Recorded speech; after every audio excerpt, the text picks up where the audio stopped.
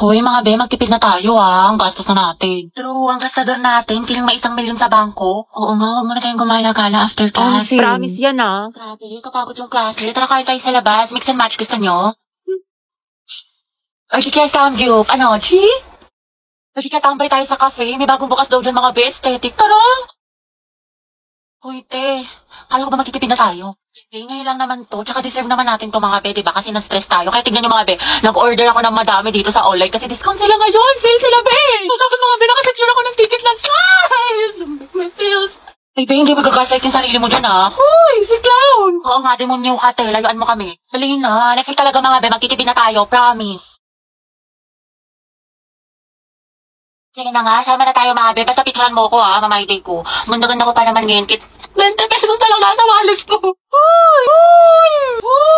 Same sis! Diba sabi ko sa'yo, babe, ganito lang, tinitigan ko, nilapitan ko, hanggat sa may diwata na pagdilat ko. Ganun lang, babe, ang dali-dali lang paulit-ulit na tayo dito Ay, ang hirap-hirap nga kasi. Hindi ko na nga maintindihan, pinipilit mo pa ako.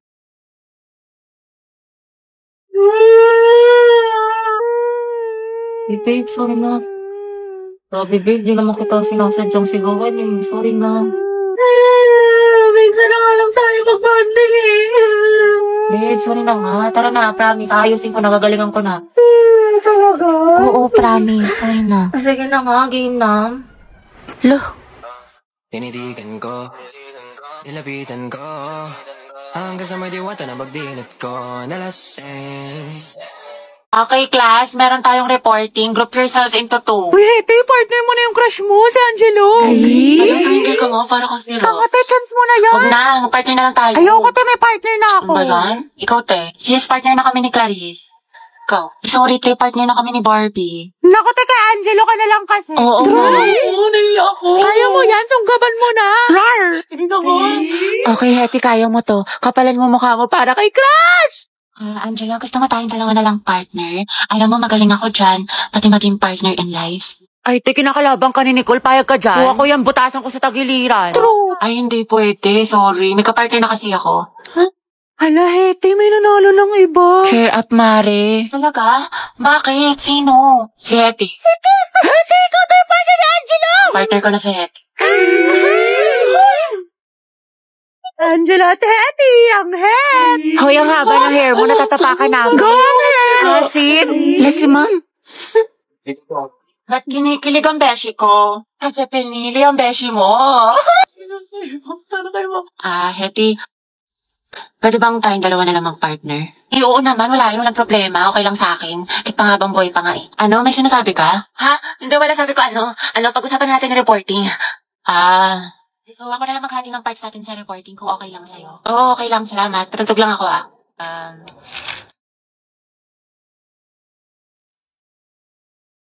Alam mo yung kantang yan? Ay, oo. Favorite ko to Favorite ko din yan. Para sa'yo nga yan Ha?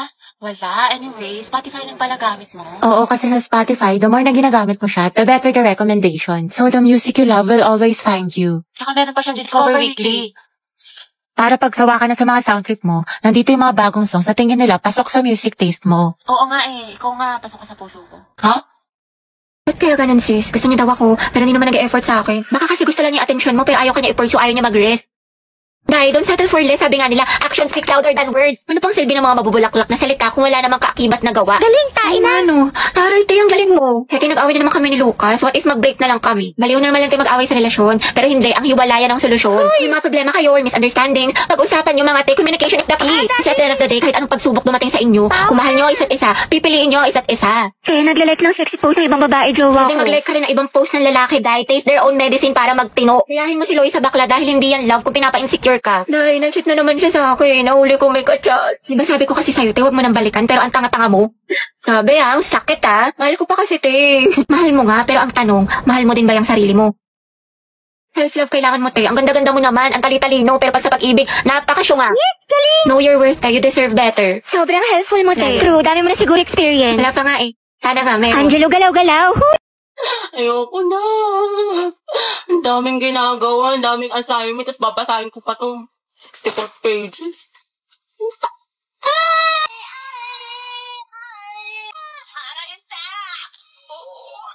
si Tito. May next sinagamit ang kanyang kamay. Oh my...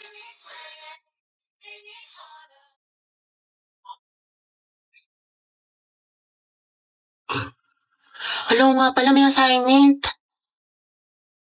Ay sige, bukas na nga lang. Bukas pa naman pasahan. Ano ba yan? Sold out na yung favorite kong lip tint. Nakakainis. Buisit. Bakit mahal na meron? Ikaw kasi. Lo, anong kasalanan ko? Ewan ko sa'yo, nakakairita ka. Kasalanan mo to. Mga signs na hindi ka na mahal ng jowa mo. Una, palagi siyang nasa phone. Grabe, minsan na nga lang ako maglaro. Ano nga? Pangalawa, ititigil niya yung pag-phone niya kasi guilty siya. O, diba? Sabi ko na nga ba sa'yo, hindi mo na ako mahal eh. Naku, tinatoyo ka na naman. Gutom lang yan. Ano gusto mo kainin, mahal? Love, may tanong ako sa'yo. Ano? Naku, parang alam ko na to ah. Paano kapag naging langgam ako or di kaya kuto ako sa buhok mo, mamahalin mo pa rin ba ako? Sabi na nga ba, naghahanap ka na naman ng away. Baliw daw mga away, tinatanong lang kita. O ito, what if ay lumapit sa'yo yung babae? Anong gagawin? Baby, tumataba na ba ako? Sakto lang, hindi naman. Bagay nga eh. Paano sakto lang? Hindi na ako sobrang ganda sa paningin mo. Ganun ba yun? Sinasabi mo pangit na ako? Lo, wala naman ako sinabing ganyan. Mga boys, ang dadaldal nyo dyan. Baka gusto niyan i-share sa klase. Ma'am, kasi ito si Vincent ang kulit.